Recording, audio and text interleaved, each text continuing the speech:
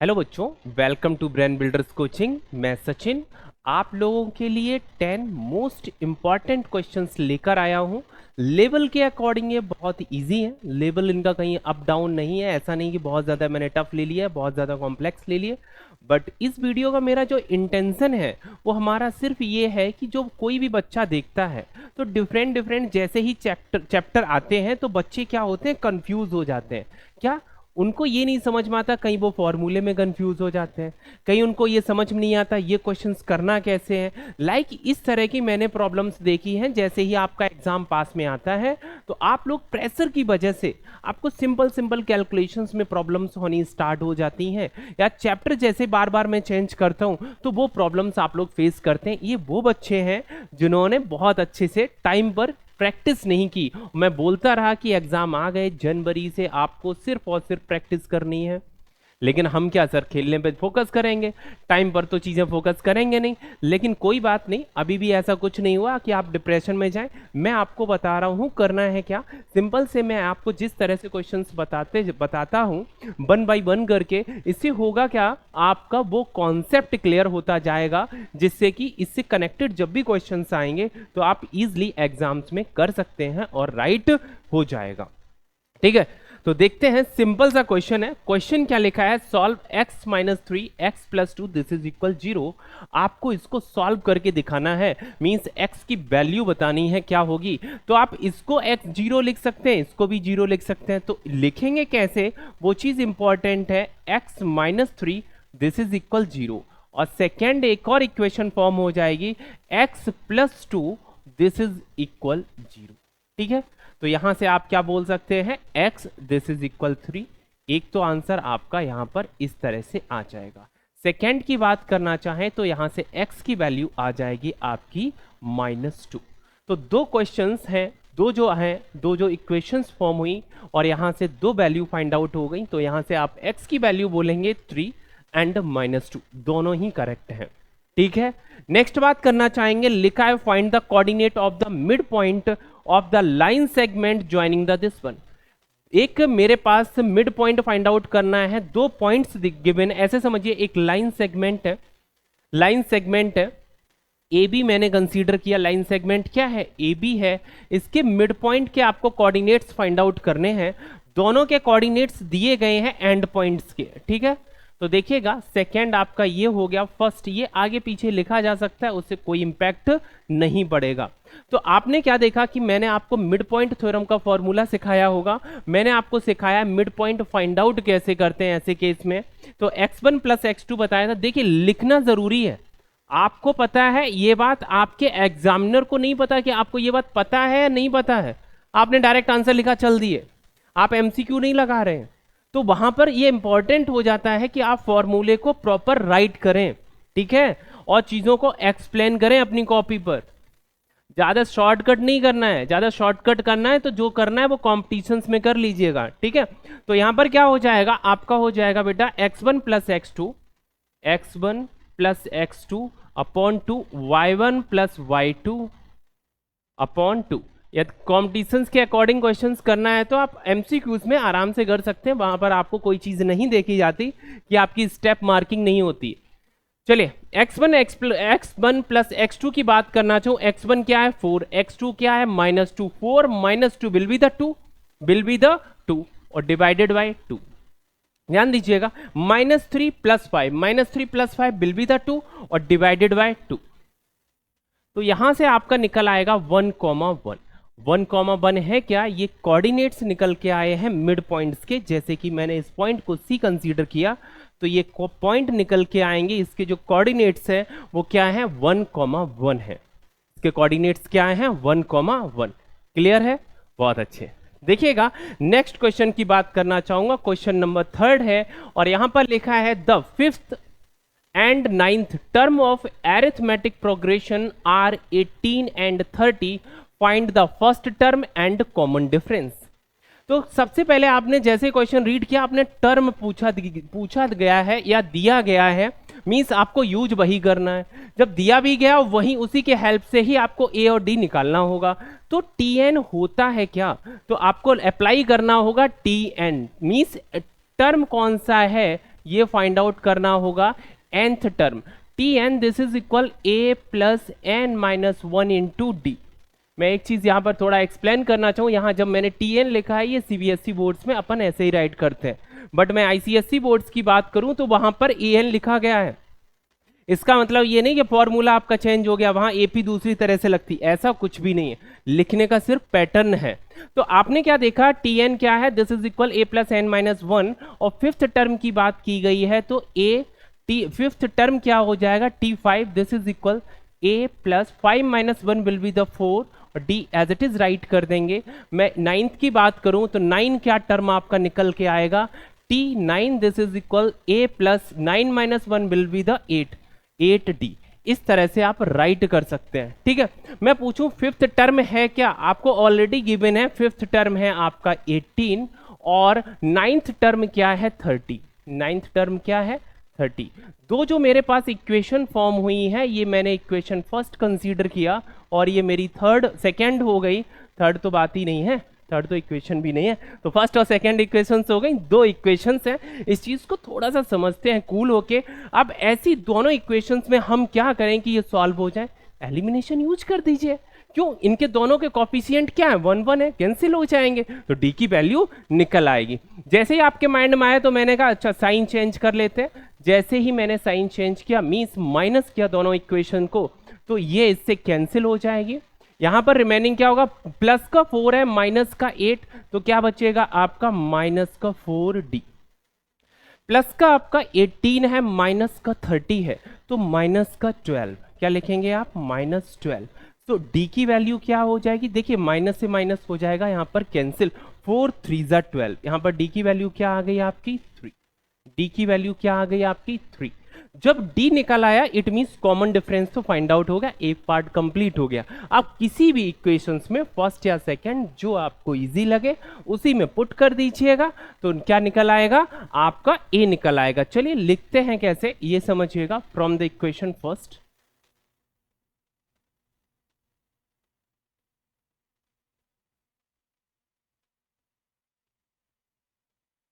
आप first equations को pick कीजिए, फर्स्ट इक्वेशंस में मैंने पुट कर दिया, तो हम लिख सकते हैं, आप सेकेंड से भी यूज कर सकते हैं, a प्लस 4d, 4 3 12, 4d का मतलब क्या हो गया 4 मल्टीप्लाई बाय 3, मैंने डायरेक्ट वैल्यू पुट कर दी और दिस इज इक्वल कितना है 18, 18 माइनस 12 क्या हो जाता है 6 हो जाएगा, तो a की वैल्यू आपकी कितनी आ गई 6, और d की वैल्यू कितनी है 3, a की वैल्यू कितनी है 6 और d की वैल्यू 3, और यही आपसे पूछा गया था। फर्स्ट टर्म की वैल्यू आपकी यहां पर 6 आ गई और कॉमन डिफरेंस जो निकल के आया है 3, ठीक है। इस तरह से आपका आंसर आ जाएगा, लास्ट में लिख जरूर दीजिएगा, हेंस द वैल्यू और the first term is 6 and the common difference is 3। एक लाइन में प्रॉपर लिख देते हैं, अंडरलाइन कर दीजिए, अच्छा लगता है, ठीक है। नाउ लिखा है question number 4, find the value of k if the pair of the equation this and these, ये दिया गया है and has a unique solution. Unique solution के केस में क्या बताया था, a1 upon a2 this is equal b1 upon b2 है, इक्वल बताया था, नॉट इक्वल का साइन बताया था, बोला था ना यूनिक सॉल्यूशन है मतलब एक पर्टिकुलर सॉल्यूशन है। ऐसे केस में मैंने आपको बताया स्टैंडर्ड फॉर्मेट क्या था, a1 upon a2 this is not equal to b1 upon b2। कभी कभी अपना भी माइंड यूज कर लिया करो, जो मैंने बोल दिया हाँ सर यही बताया था है? देखिएगा थोड़ा सा समझते हैं। a1 की वैल्यू यहां पर बेटा है क्या, a1 की वैल्यू है 3, a2 की वैल्यू क्या है k, और this is not equal b1 की वैल्यू क्या है 4 और b2 की वैल्यू क्या है यहां पर 8, ठीक है। सिंप्लीफाई कर लेते हैं, 4 2 8 क्रॉस मल्टीपल कीजिए, 3 2 6, 6 is not equal to k, means आपका आंसर क्या है k is not equal to 6। k की वैल्यू क्या नहीं होनी चाहिए 6 नहीं होनी चाहिए, वही मुझे find the value of k, तो k की वैल्यू क्या नहीं होनी चाहिए 6 नहीं होनी चाहिए, उसके अलावा कोई भी वैल्यू होगी वो इसको सेटिस्फाई कर जाएगी। चलिए नेक्स्ट क्वेश्चन की बात करते हैं, क्वेश्चन नंबर 5 है, और क्वेश्चन नंबर 5 जैसे ही आपने देखा होगा समझ में तो आ ही गया होगा, किससे लिया गया है, वॉल्यूम से लिया गया, मतलब मेंसुरेशन है, वॉल्यूम लिखा है ना, मेंसुरेशन से क्वेश्चन पूछा गया। कैलकुलेशन छोटी मोटी होती, बस आपका फॉर्मूला परफेक्ट होना चाहिए, कॉन्सेप्ट क्लियर होना चाहिए। The height of a cone is 12 centimetre and radius of its base is 5 centimeter. Find its volume. Find its volume. आपको क्या फाइंड आउट करना है? वॉल्यूम फाइंड आउट करना है। तो वॉल्यूम कैसे निकालेंगे भाई? किसका वॉल्यूम निकालना है? कोन का वॉल्यूम निकालना है। कोन का वॉल्यूम होता है 1/3 पाई आर स्क्वायर एच। बस सिंपल सा पुट कर दीजिए। कैसे लिखेंगे देखिएगा, वॉल्यूम क्या होता है 1/3 पाई आर स्क्वायर एच लिखेंगे ना, ठीक है। 1/3 तो एज इट इज आप पुट कर सकते हैं। पाई की वैल्यू पाई में रहने दीजिए, नो इशू, अभी वैल्यू पुट नहीं करते, बाद में पुट करते हैं। आर कितना है? आर आपको 5 गिवन है, सो 5 का स्क्वायर क्या होगा? 25। एच कितना गिवन है? हाइट गिवन है 12 सेंटीमीटर, और 12 से मैंने क्या किया? मल्टीपल कर दिया, ये मुझे गिवन है, ठीक है। तो अब देखिएगा 12 का मल्टीपल कर लेते हैं। 12 5 जा 60, या 3 से तो कैंसिल आउट, 3 से ये कैंसिल आउट हो रहा है, 3 4 जा 12, तो ज्यादा बेटर है, यदि हो रहा है तो उसको कैंसिल आउट कीजिए। 25 4 जा 100, तो एक तो आपका आंसर हो गया 100 पाई सेंटीमीटर क्यूब। वॉल्यूम है, यूनिट ध्यान रखिएगा, क्यूब जरूर लगाना है। जब वॉल्यूम आपका यहां पर फाइंड आउट हो गया, ऐसा भी केस हो सकता है कि वो इसमें ना राइट करके वो डेसिमल में राइट कर दें या पाई की वैल्यू को पुट कर दें।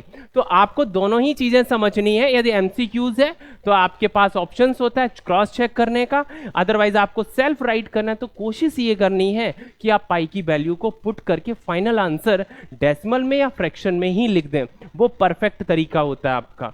तो यहां पर क्या करेंगे आप? 100 एज इट इज रहेगा, और पाई की वैल्यू होती है 22/7।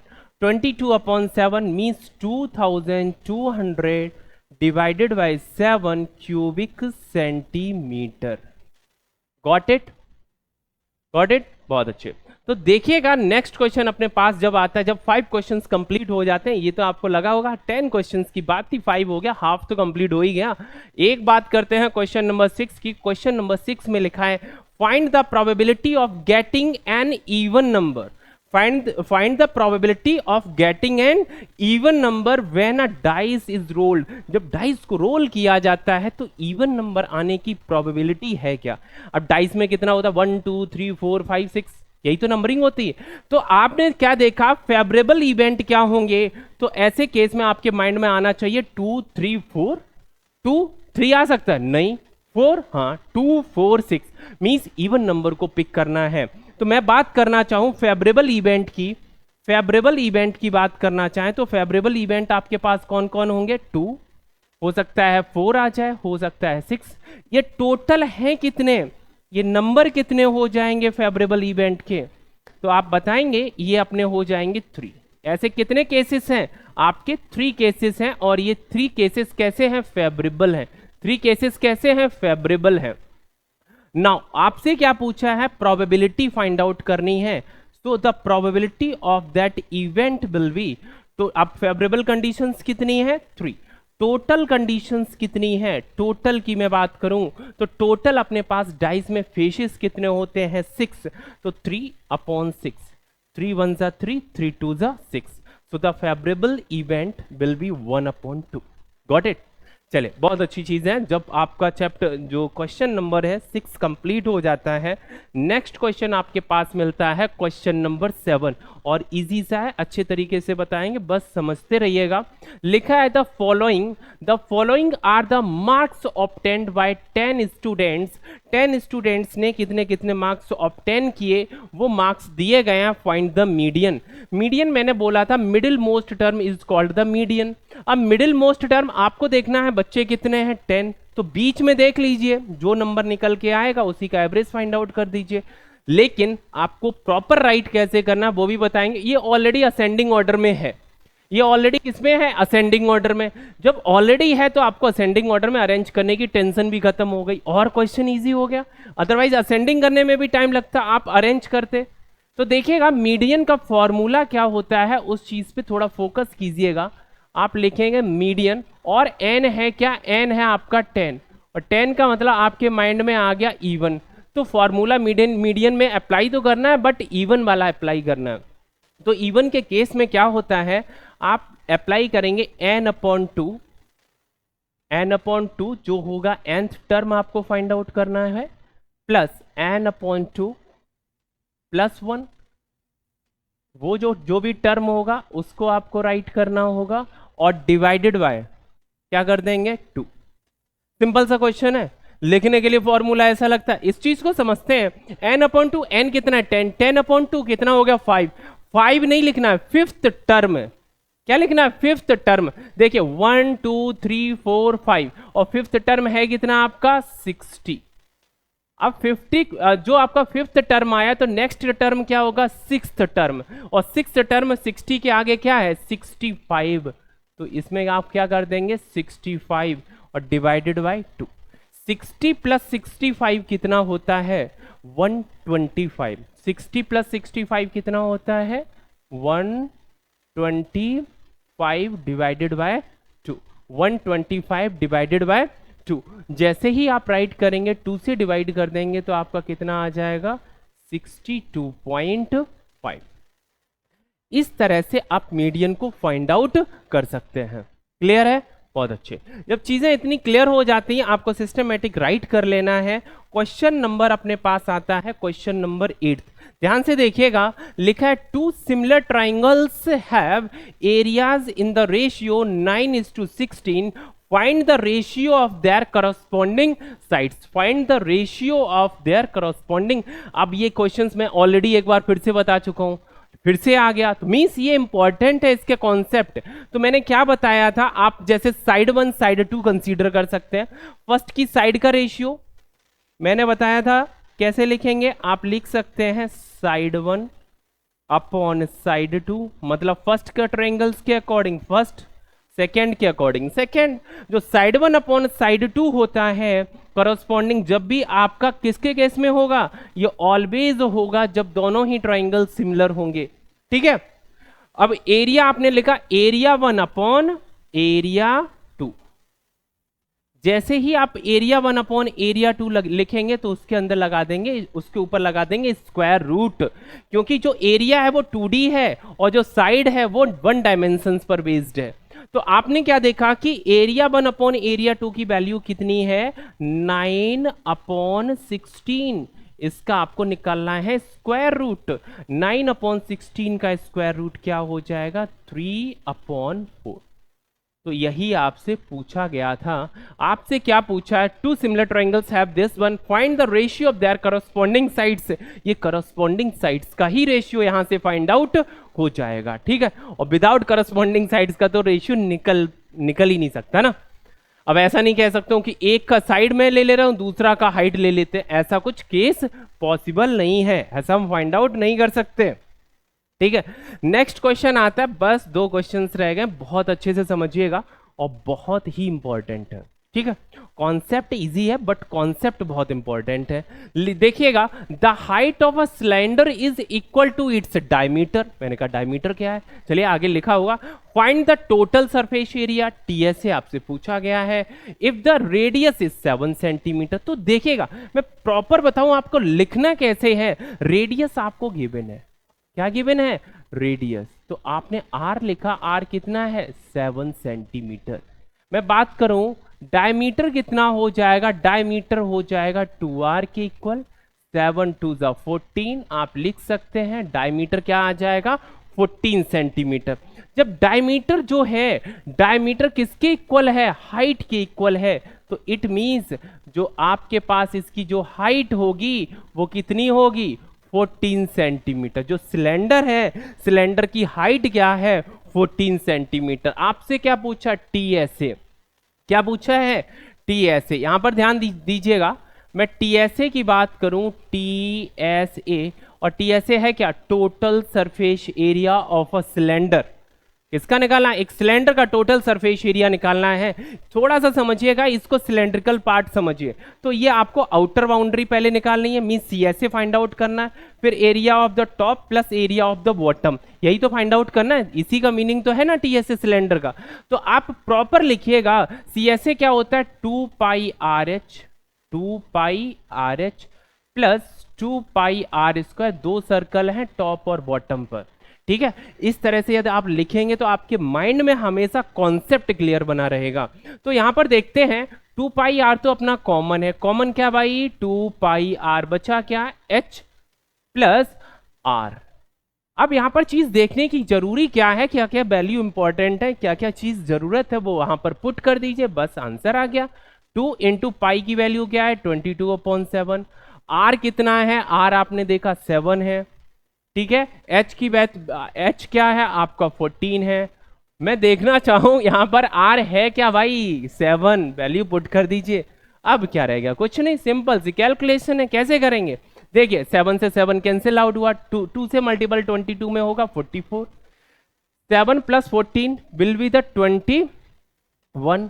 अब 21 का 44 से मल्टीपल करना है और कुछ नहीं, कैसे देखिए 21 multiply by 4 will be the 84, तो 84 रिमेनिंग कितना है आपका 8, 21 multiply by 4 will be the 84, 84 plus 8, तो आप इस तरह से इस चीज को ऐड भी कर सकते हैं, क्या आ जाएगा 92।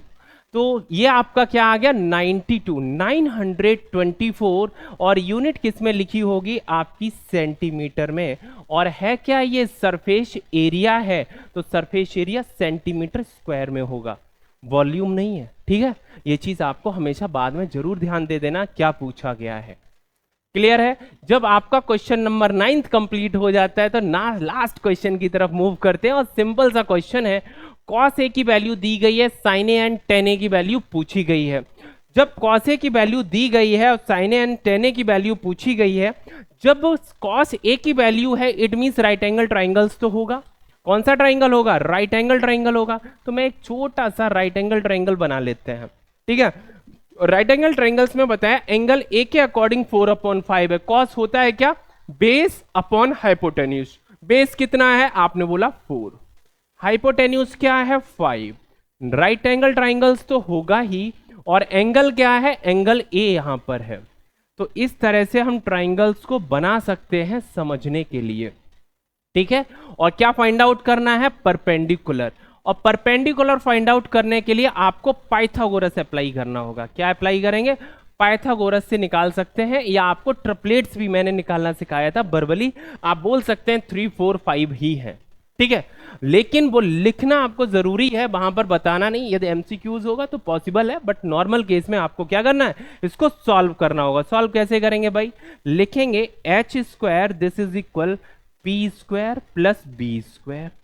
देखिए h की वैल्यू क्या है 5, 5 का स्क्वायर क्या हो जाएगा 25, परपेंडिकुलर क्या है p², और b की वैल्यू कितनी है 4, 4 का स्क्वायर होता है अपना 16, 25 माइनस 16 क्या हो जाएगा 9, 9 की वैल्यू है आपकी p², मैं बात करूं 9 की वैल्यू कितनी निकल के आएगी 3, जैसे ही 9 का स्क्वायर रूट फाइंड आउट किया तो मेरा क्या निकल के आया 3, और 3 जो है ये मेरा परपेंडिकुलर है। जब इतनी चीजें क्लियर हो गई तो आगे समझिएगा क्वेश्चंस को, इसको समझिएगा, मुझसे क्या पूछा गया sin a and tan a, तो हम sin a की बात करते हैं। sin a का मतलब क्या होता है, sin a को आप बोलेंगे ट्रिग्नोमेट्री में सिखाया है आपको perpendicular upon hypotenuse, Pandit Badri Prasad हर हर बोल से बताया था ना, पाकिस्तान भूखा प्यासा हिंदुस्तान हरा भरा से याद है क्या, पापा बीड़ी पी ले, हाँ हाँ बेटा, मतलब ये जो 3 पैटर्न है किसी से भी आप याद कर लीजिएगा, ट्रिग्नोमेट्री के जो रेशियो में जो रिलेशन होता है कभी उससे आप कंफ्यूज नहीं होंगे, उसमें कभी आपको कोई कंफ्यूजन नहीं होगा। तो p की वैल्यू भाई है कितनी 3, और हाइपोटेन्यूज कितना है 5, तो आप लिख सकते हैं 3/5, ठीक है। tan a की बात करते हैं, tan a क्या होगा, tan a होता है परपेंडिकुलर अपॉन बेस, परपेंडिकुलर कितना है 3, परपेंडिकुलर अपॉन बेस राइट भी कर दीजिए, p कितना है आपका 3 और बेस कितना है 4, तो आप राइट करेंगे 3/4। इस तरह से आपके ये 10 क्वेश्चंस कंप्लीट हो जाते हैं। उम्मीद करते हैं आप लोगों को सभी क्वेश्चंस बहुत अच्छे से समझ में आए होंगे, और यदि कोई डाउट्स वगैरह आता है तो आप आराम से पूछिएगा, इस तरह से हम क्वेश्चंस को बताते रहेंगे, आपके माइंड में सभी क्वेश्चंस डिफरेंट पैटर्न्स के आते जाएंगे। उम्मीद करते हैं इस तरह से आपके माइंड पे एग्जाम के टाइम पर प्रेशर काफ़ी कम हो जाएगा। मिलते हैं नेक्स्ट वीडियो में।